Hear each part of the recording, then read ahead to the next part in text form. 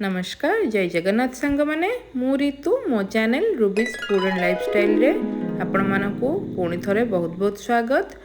आज मु आउ गोटे न्यू रेसिपी सहित आसी जाइछि जोंटा कि होछि पोटल आ पनीर रो रसा। देखंतु केते लाल लाल झोल सहित बहुत ही टेस्टी पोटल आ पनीर रो रसा एमती थरे मो स्टाइल रे बनांतु। आपण माने एमती तो निहाती बनैथिबे हेले थरे मो स्टाइल रे बनांतु देखिबे एकदम बाहाघर भोजी स्टाइल रे बनिबो। तो आपण माने जदि मो चैनल रे नुआ मो चैनल को सब्सक्राइब कर देबे आउ पाखरे थिबा छोटो बेल आइकन को प्रेस कर दियंतु। तो चलंतु वीडियोटी को स्टार्ट करिबा। प्रथमे आमे एठी आलू आ पोटल को छाणी नेबा। तो मु एठी बड़ बड़ साइज रो एमती आलू आ पोटल को काटी नेछि। तो एमती क्यूब साइज रो ही काटिबे, बेसी छोटो कि बेसी बड़ नुहे। तो एठी मु तेल गरम करने बसई देइथिली, तेल एठी बढ़िया भाव गरम हो गलानी। तो चलंतु एबे पोटल सब को ऐड करिबा। पोटल ऐड कला बेले गैस रो फ्लेम को पूरा हाई रे ही रखिबे। तो एमती प्रथमे बबल्स बाहरिबो, तो बबल्स को पूरा मरिबा पई दबा। तो एबे पोटल को एमती उल्टो पाल्टो करिकी भल भाबे सब साइड रो फ्राई करि नेबा। तो एबे देखंतु पोटलटी बढ़िया भाबे फ्राई हो जाइछि। तो मु यहाँ एबे छाणी नउछि। तो एथिरु जतक सब एक्स्ट्रा ऑयल को काढ़ी नेबा। तो पोटल एठी छाणी नेली। एबे सेथिरे पुणी हाई फ्लेम रे ऐड करिबा आलू। तो आलू को भी भल भाबे एपट सेपट करिकी छाणी नेबा। तो आलूटी एठी आउ टिके हबो। तो एठी आलूटी छाणी हे गलानी। तो यहाँ एबे काढ़ी नेबा। तो एतिकी ही छाणीबे नहले पूरा कला पड़ी जिवो। एबे से सेम तेल रे ऐड करिबा पनीर। आ पनीर को भी मीडियम फ्लेम रे छाणी नेबा।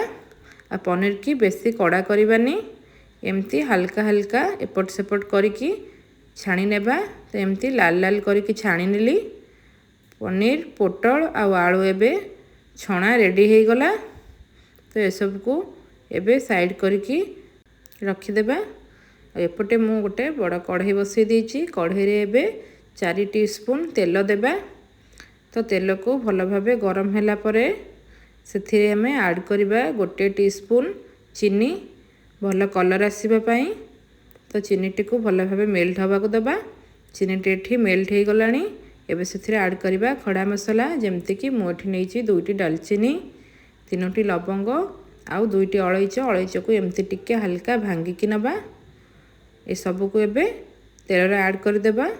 एबे सेथिरे मु ऐड करछि गोटे तेज पत्र। एहाको एमती छिड़े की पकाउछि। तो एहाको हल्का टिके किछि सेकेंड फ्राई करि नेबा। एबे आमे सेथिरे गोटे बड़ साइज रो पियाज को एमती स्लाइस करके काटिकी ऐड करिबा। आ पियाज को भल भाबे मिक्स करि नेबा।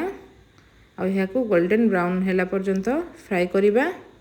एठी मु मसला नै जाइछि। मसला रे मोठी नैछि 2 टीस्पून गोटा धनिया, 1 टीस्पून जीरा आ गोटे सुखिला लंका को एमती मु छिंडे की पके देइछि। एबे सेथिरे ऐड करिबा पियाज, 1 इंच रो अदा आउ 8 ରୁ 10 पाखुड़ रसुण। ए सब को आमे एबे भल भाबे बाटी नै आसीबा। एपटे पियाज एठी फ्राई हे गलानी। एबे सेथिरे जो मसला पेस्ट को ऐड करि नेबा। आ यहाँ को भल भाबे मिक्स करि नेबा। एबे मु सेथिरे ऐड करूछि गोटे बड़ टमाटो को एमती प्यूरी करि नेछि, ताको ऐड करि नेली। आ यहाँ को एबे भल भाबे मिक्स करि नेबा। एठी मु किछि काजू आ किशमिश की गरम पानी रे आधा घंटा हेबो भिजेई की रखि देइथिली। आ सेमती पोस्त आ चारु मगज को मध्य भिजेई की रखि देइथिली। यहाँ को एबे बाटी नै आसीबा। तो यहाँ को एबे मु बाटी नै आसीछि। यार पेस्ट को मध्य से मसला सहित ऐड करि नेबा। आ यहाँ को भल भाबे मिक्स करि नेबा। एबे मु सेथिरे ऐड करूछि 1 टीस्पून हल्दी पाउडर आउ 1 टीस्पून कश्मीरी चिली पाउडर, स्वाद हिसाब रे लूण। ए सब को नै कि पुणी थरे भल भाबे यहाँ को मसला सहित मिक्स करि नेबा। आ यहाँ को पुणी थरे कवर करिकी 10 मिनट जाए कषिबा। तो एठी 10 मिनट हो गलानी। मसलाटी मोर भल भाबे कषि हो सारानी, तेल भी बाहरी आसलानी।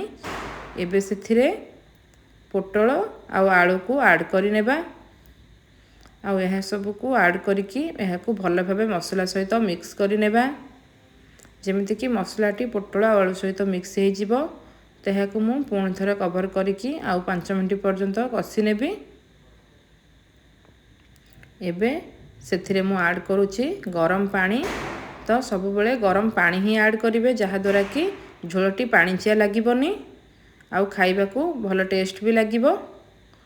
तो एटा को टिके हल्का हल्का फुटला को दबा या परे मु सेथिरे ऐड करुछि किछि कसूरी मेथी। तो हाथ रे को मु भल भाबे एमती क्रश करिकी ऐड करुछि आउ यहा को टिके मिक्स करि नउछि। एबे सेथिरे मु ऐड करुछि नटमेग बा जाई फल या को मु हल्का हल्का टिके एमती ग्रेट करिके ऐड करुछि जहा द्वारा कि एथिरे बढ़िया ही गोटे बढ़िया फ्लेवर गोटे आसी थाए तरकारी रे निहाती ऐड करिवे। एबे मु सेथिरे ऐड करुछि पनीर आउ ए सब को ऐड करके आउ टिके मिक्स करि नेबा। तो पानी आपण देखिकी जतिकी झोल हिसाब रे देबे।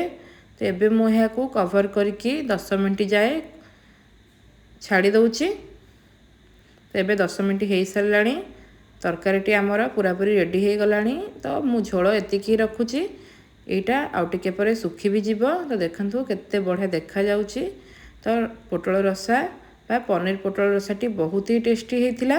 तो एमती थरे घरे निहाती बनांतु। एबे मु सेथिरे लास्ट रे ऐड करुछि किछि धनिया पत्र। तो एबे पोटल और पनीर रसा आमर एबे एकदम रेडी। तो एमती थरे घरे निहाती मो स्टाइल रे बनांतु। आउ आपण मानकू केमिति लागिला कमेंट माध्यम रे आपणक मतामत शेयर करंतु। आउ वीडियोटी जदि भल लागि थाए लाइक शेयर और सब्सक्राइब कर देबे। पुणी देखा हबो आउ गोटे नेक्स्ट वीडियो रे। धन्यवाद।